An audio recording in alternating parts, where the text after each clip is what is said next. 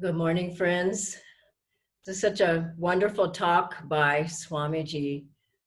And I just had the thought that any talents that we have, if we are a good writer, if we speak well, if we sing, if we are a yoga teacher or meditation teacher, if we're a doctor, if we whatever we do, these are all talents, and talents are gifts from God. And who's behind them is Divine Mother, is God. And everything we have has been given to us by the divine. And I was thinking of a story from when I lived in Ananda in Italy. And we lived there with very little. I mean, this was a startup work in the mid 80s. And I recall that first the salary was, it was just good karma, which is great. You know, there was no money that came, and we were happy with that good karma. And then after that, after some years, as I recall, then we began getting a small stipend of like $25 a month. Now, of course, we had room and board taken care of. But then I remember Swami Kriyanandaji would come and visit he lived in Italy for some time, but he also lived in America. He had many things going. And so he came, and when he would come, he would say, oh, okay, well, he would always have some wonderful thing that he wanted to do with us. Let's go here, let's go for a boat ride, or let's go for a restaurant for a nice meal, to a restaurant, and various things. And I realized years later that was really a test, because we had this little stipend, and Swamiji he wanted to be with us, and we wanted to be with him, but we just had so little. And I would think, for the first times I was tricked, and I would think, oh gosh, I don't know, I don't want to spend that money on going out. I don't care who is with, but I did go.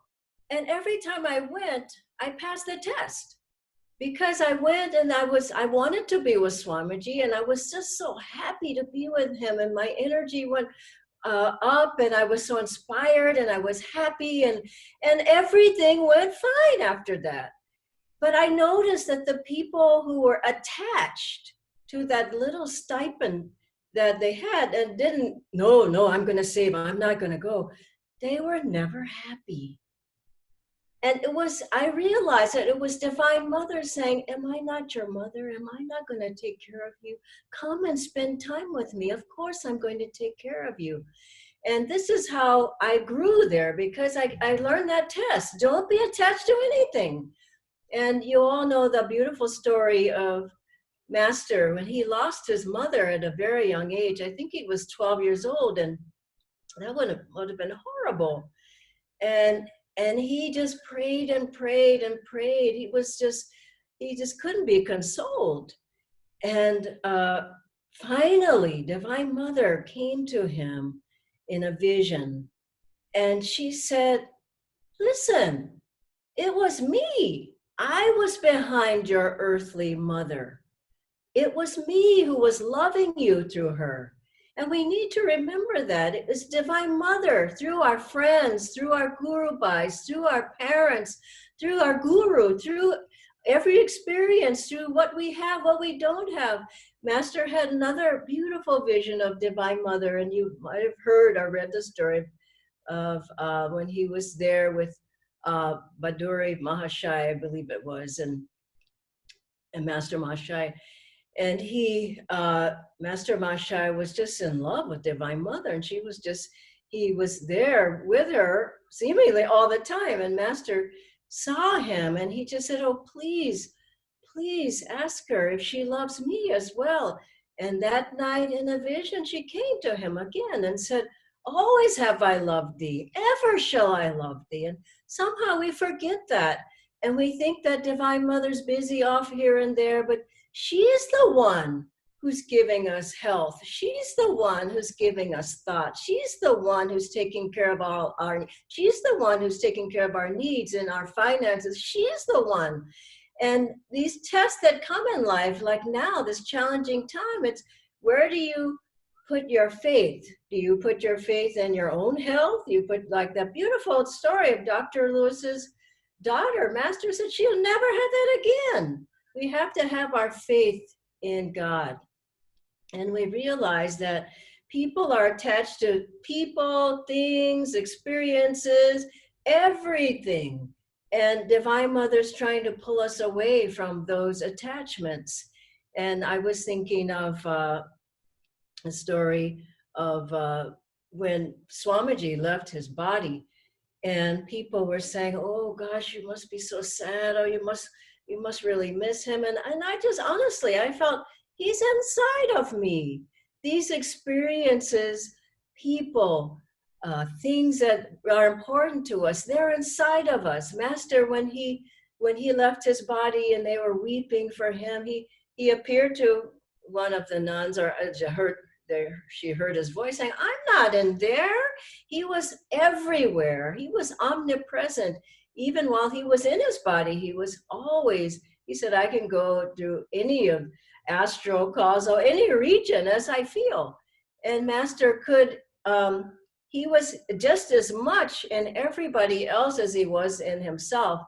And one time, well, he proved that repeatedly, but one time he was trying to walk, and some of the monks were holding him up, and he just could barely walk. And he says, "I don't know which body to be in. There's so many different bodies that I'm in."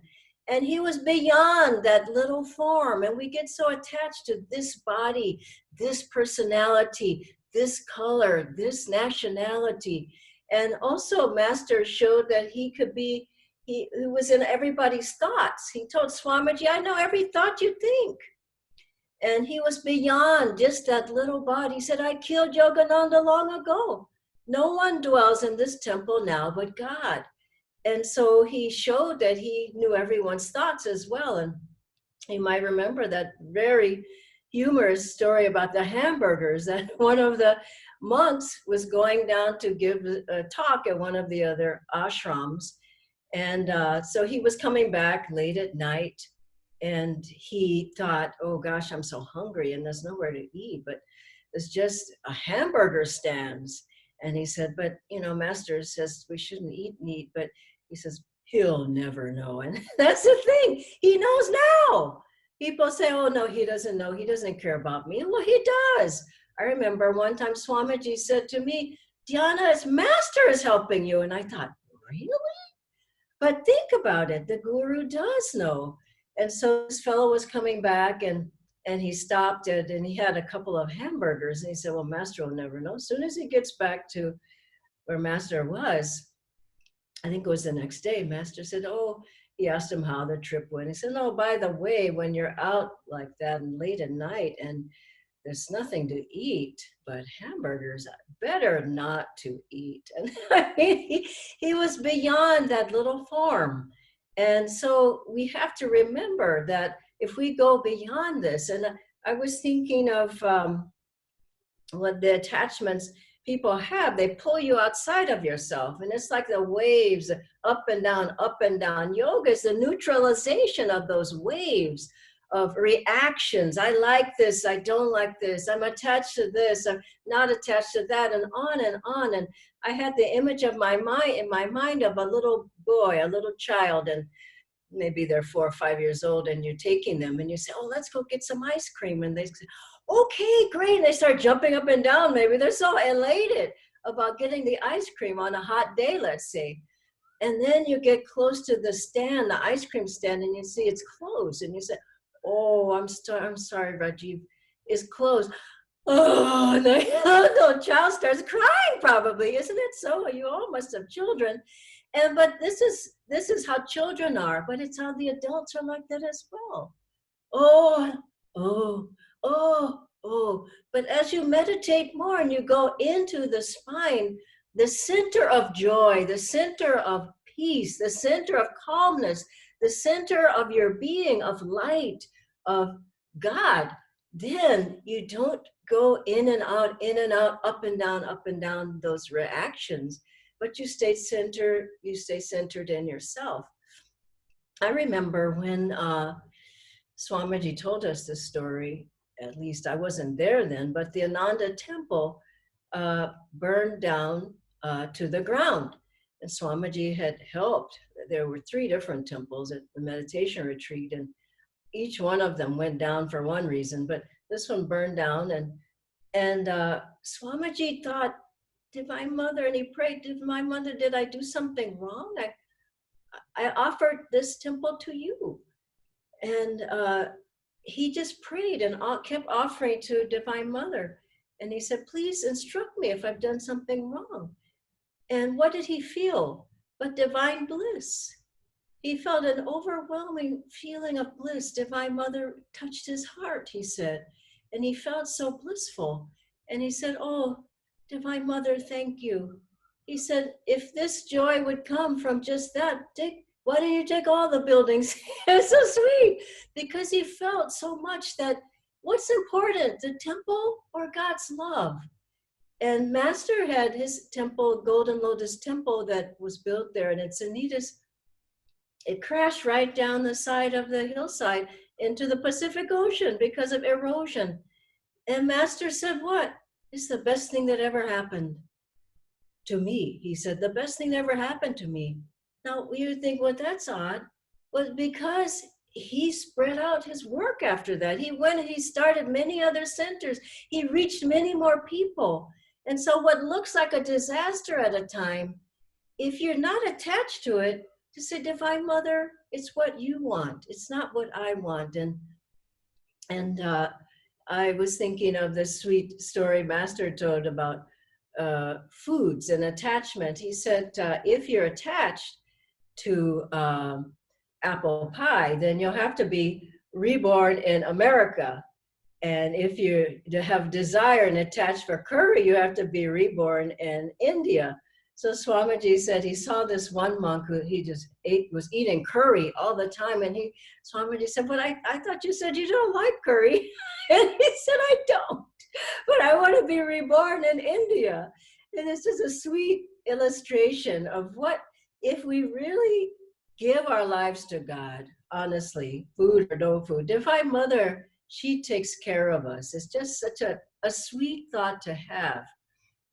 Even our bodies, we think, oh, I'm so attached to my body, and oh, I'm looking good. And, and then years go and you're not looking so good, but you still think, oh, I'm looking good. And the hair falls out and all kinds of things happen and you don't look the same.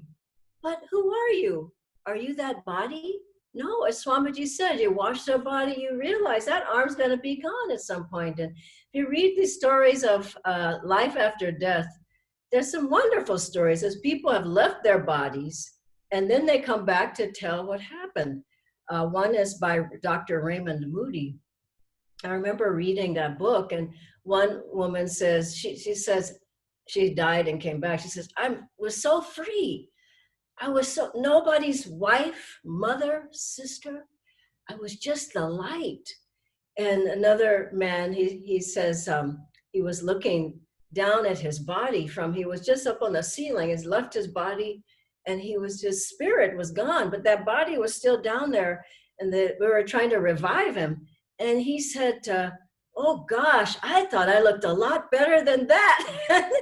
But you realize that these experiences happen. We think we're these bodies, this is all I have, but an experience like that, you realize, no, I'm beyond the body. I remember one time I had this deep experience that I wasn't this African-American body. This wasn't who I was. And I went to Swamiji and I said, Swamiji, I don't feel like I'm in this body anymore. I don't feel like I'm Black. I don't feel like I'm African-American anymore. And he looked at me and he just said, that's good. And you got to think about it. I'm Indian. No, I'm American. No, I'm white. I'm Black. No, I live here. No, I do this. No, I'm a professional. No. And even with your ideas, I've heard so many people say, and it's a mistake. I used to make this mistake. That was my idea. And you just go, wow, really? I mean, Master said that thoughts are universally rooted. They're not individual. He took my idea. But if you think about it, the ideas are just there for those who can uplift their antennas and draw those ideas. Inspiration is there. thoughts are in the ether. And if we allow them to be free, many thoughts, look, think of how Swamiji wrote all those books. All those thoughts from the divine just flowing into him, coming into him. And so let us enjoy everything we have, but with the joy of God. Now, I meditate on that, and I thought, now, what does that mean, the joy of God? It means the joy inside yourself. Go inside yourself. Then enjoy teaching yoga, or enjoy this, or enjoy a walk, or a walk in the garden. I was thinking, we if we go out, we have the air, we have the sun, we have the grass, the trees, the flowers, and we just enjoy them. We don't say, that's my tree, that's my air, that's my sun, that's my moon, And Master he would enjoy things. He went into a Radio City hall in New York once, and he said, I bought my ticket, I went in, and I enjoyed it. And then he said afterwards, I just said, okay, now that's done. And he gave the whole building back. And what a wonderful thing. And also he had no attachments. Once he had a motorcycle. Of course, he was an avatar. How would he have attachments? And a master, but he had a motorcycle, and this young fellow came, and he was admiring it. And he says, oh, that's a nice bike. And Master said, oh, you like it? He says, oh, yeah, I really like it. He says, it's yours. And the boy said, what do you mean it's mine? He said, it's yours. Here, I'll go get the pink slip. He went and gave it to him. He just wasn't attached. And so let us enjoy what Divine Mother gives us. It's on loan. Our body's even on loan. Our thoughts are on loan. Our whole life is on loan.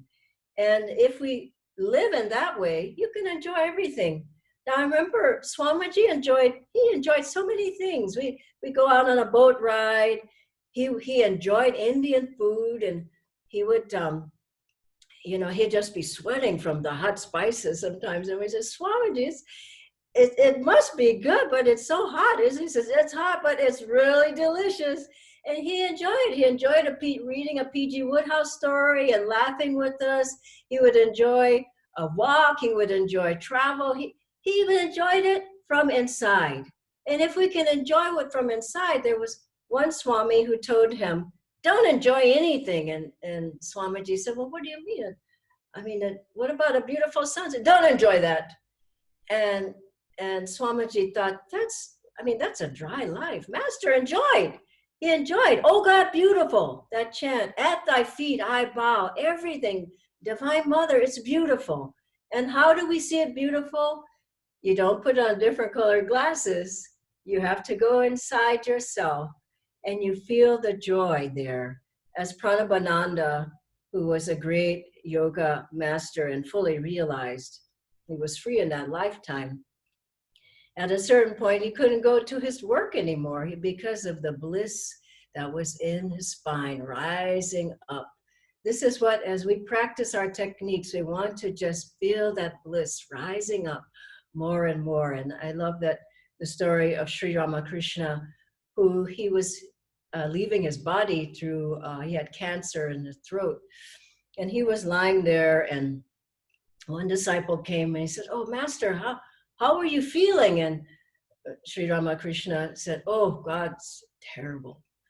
And the disciple went over to the other. He said, Master is feeling terrible. It's terrible. So after a little while, he comes back and he says, now, Master, how are you feeling now? He says, oh, God, awful.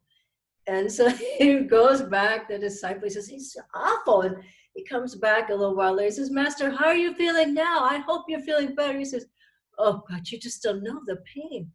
And then the disciple walks away and he says, he doesn't seem like he's feeling that much pain to me. And he wasn't, because he was in God. He was in himself, in God within. And Swami Kriyanandaji showed that too. It was so beautiful to see. He was in the hospital more than anybody I know.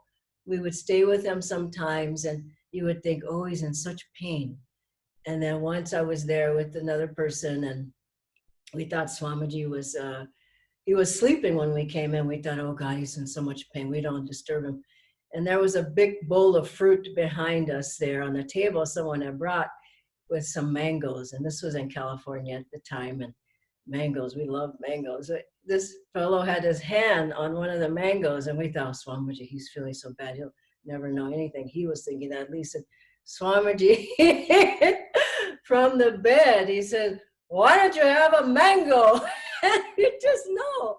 These great ones, they're not attached to the body. They're not attached to anything they supposedly own. Swamiji's great song, I have nothing, I am free in myself, I am free. I own nothing, I am free. In myself, I am free. God bless you. Have a wonderful day.